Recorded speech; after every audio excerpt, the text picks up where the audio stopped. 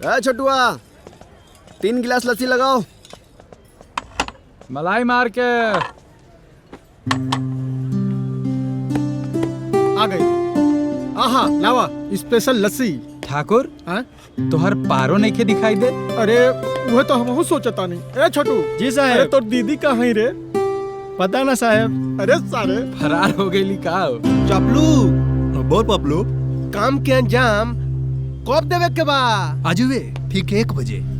1 बजे दिन में? अरे भौचड़े बारे का दिन में 1 बजे चोरी होखेला। रात के ठीक 1 बजे मंदिर से मुकुट उड़ा लिहल जाई। बाकी पता नानू चली। कैसे पता चली? रतिया के 1 बजे सबके हो गहरा नींद में होखेला। हाँ ठीक कहले। चल चल गांजा पिए। चल। हाँ चल चल। फिर एक मुसीबत। इंस्पेक्टर हरि सिंह के लागी की चोरी हमनी अकेले बानी जा। जय अब का कल जाओ। एक काम कर जाओ, हमनी के वहाँ 10 मिनट पहले पहुँचे थे। ये तू ठीक कहा था। ना रही बास ना बाजी बास। हाँ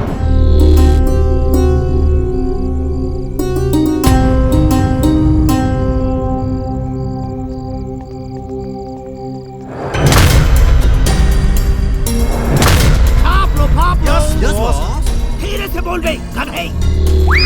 इसको पकड़ो। तुम लोग हमारा वेट करो। ओके। मैं अंदर से मुकुट लेकर आता हूँ। ओके बॉस।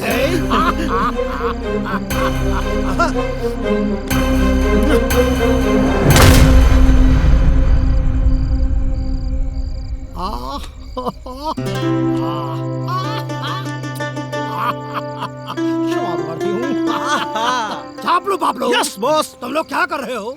तुम लोग चोर हो, चोरी करते हो। हट। ये देखो मुकुट आ गई। Just moment.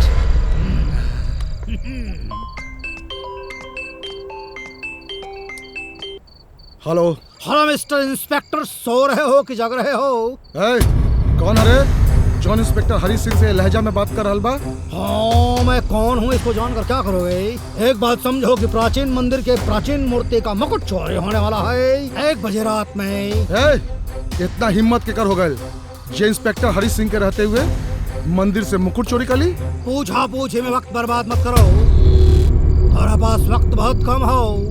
मूर्ति बचा सकत हवा तो बचा लो, न तो जाने लानू सावधानी हटल दुर्घटना घटल।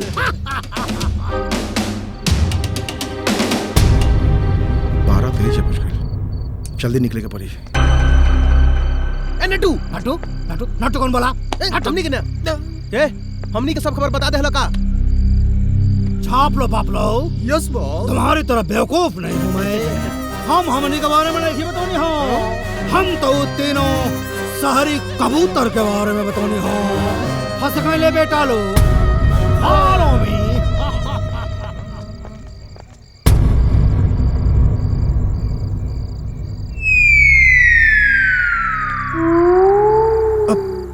हाउ देखा पहरेदारी करत बाड़े कि मुर्दा नियन सुत रहल बाड़े। अब चोर चोरी ना करी तो का करी? चला चल के देखल जाओ। ना अभी 1 बजे में 5 मिनट बाकी बा।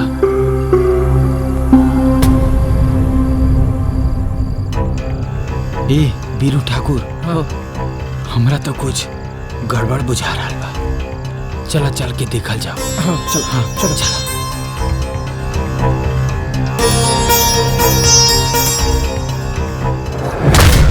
अरे ठाकुर तू लोग यहीं से रुका, हम अंदर से देख के आवता नहीं। ठीक बा जा। अरे ई का मुकुट कहाँ बा?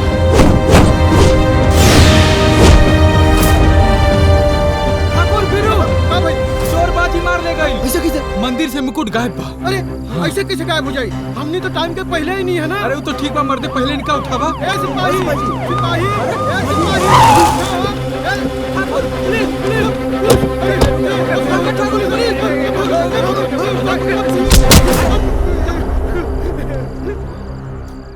आखिर दिन आइए गए जेकर हमें इंतजार रखा। का मतलब? मतलब हाँ? मुकुट कहाँ बा? अरे इंस्पेक्टर साहब मुकुटबे के बचावे खातिर तो हमनी यहाँ आइल रहे। अच्छा हाँ तो चोर अब सिपाही बन गए। देखिए इंस्पेक्टर साहब, हमने के यहाँ आवे से पहले मुकुट के वो औरो चुरा ले गई। बहुत खेल खेले लिस। अब तहनी के साथे ना हम हौलात में खेल खेले। ले चल तहनी के। सब सच बताओ मुकुट कहाँ बा? वो तो चोरी हो गई ना। तो उहे तब पूछा था नहीं चोरी के बाद मुकुट रखले कहाँ? हमनी के काम मालूम, वो तो चोर के मालूम होई। चोर के मालूम हुई। अरे इंस्पेक्टर साहब हम बताओ तनी साच का बा। अच्छा हाँ बताओ। हमनी ढाबा पर गए रहे खाना खाए खातिर, तो पता चलल कि 1 बजे रात के मंदिर से मुकुट चोरी होखे वाला बा। तो हमनी चोर के पकड़े खातिर मंदिर पर गए रही। हाँ फिल्मी कहानी वो हरि सिंह के सामने। तोरा के तो अरे मर्दे, तोरा के हमनी के ऊपर विश्वास काहे नहीं के होत? हैं? विश्वास विश्वास।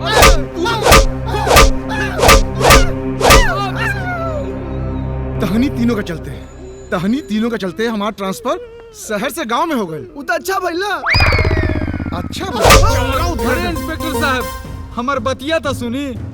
हमनी के कपड़वा उतरवा लेनी त मुकुटवा मिलल का, अब जंघीबो उतरवा का। अरे ना ना ना ना ना, हम अपन जंगिया ना उतारवे। मजाक सुने तो मजाक।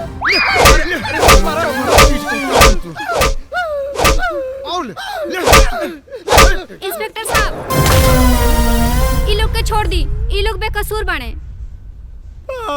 हाँ पारो आ गई। तब तू हमरा के बतैबू के बेकसूर बा के कसूरवार? ई रहल ई लोगन के जमानत के पेपर।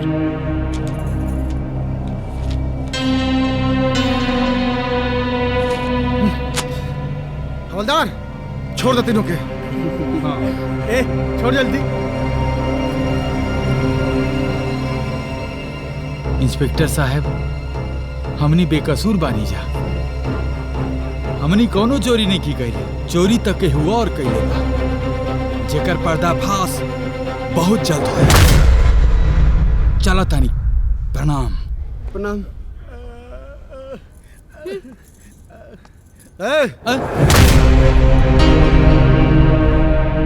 तू लोग के जमानत हो गल, एकर मतलब ही ना कि तू लोग बच गईला।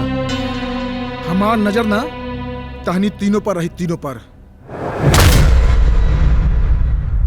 हरि सिंह, गांव वालन के गुस्सा 7वें आसमान पर बाटे।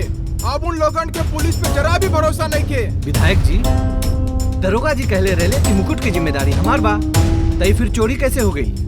जवाब दी इंस्पेक्टर साहब। भाई लोग, इंस्पेक्टर साहब के पास कोनो जवाब नहीं के।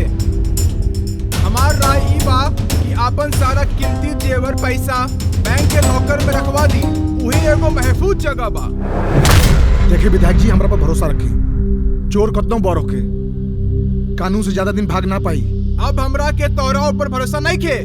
जॉन करे के बा जल्दी करा, ना तो हमने के कोनो ठोस कदम उठावे के पड़ी। ए चपलू। हाँ बबलू, भाई हीरा का मुकुट ले, एकरा कोठरी में ले जाके छुपा दे। ठीक बा। हम जाके तब तक भूत भूत खेलावा तनी। हाँ ठीक बाजो। हाँ चला चला चल।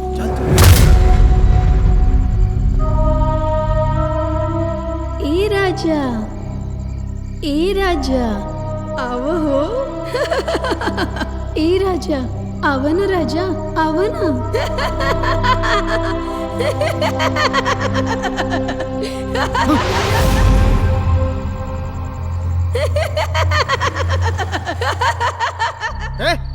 तोरा का ये घर मिल रहा है और कोनो घर ना मिल रहा है तोरा? हैं? अरे हमके का पता रहे कि एमे आदमी से ज्यादा भूत पिचास रहेला। हैं?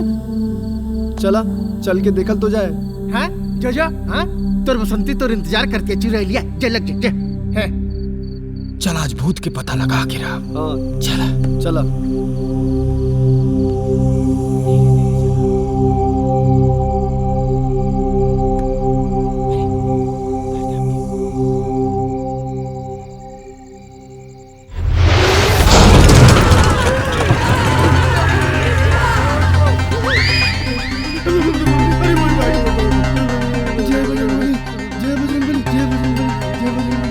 पहली बार तो हम अपन आँखी से भूत देखनी है। अरे हमर तो करे जा मुंह से बाहर।